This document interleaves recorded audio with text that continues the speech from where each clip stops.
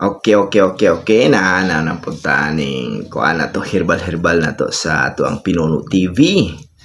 Okay, na pud ko ipa-explain sa inyo guys sama ning usa ka Bombay. Bombay no? O, sa English usa ka ning Bombay sa English. Onion ba to? Okay. Sige, asa man ni. Mao ni siya ang ako i-explain na ni guys. Kana ganing natay medyo sakit man yata ng magpahak-pahak atong ulo. Ang larot, ba magpahak ang buhok, no? O, kani siya, mao ni siya tambal. Ato ni siyang ad-aron i-shake na to ni daghan dapat daghan siya ka klase nga Bombay, daghan siya.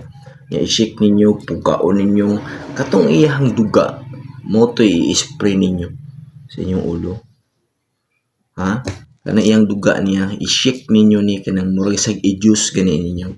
Pangita mo empty spray nga katong pang sudlan gud alcohol, mo to sudlan ninyo sa iyang duga ani. Nya pagkahuman, i-spray ninyo ato ang inyong pahak diri ang ulo. 100% guys, mutubo ang inyong buhok ani. Maulian mo na.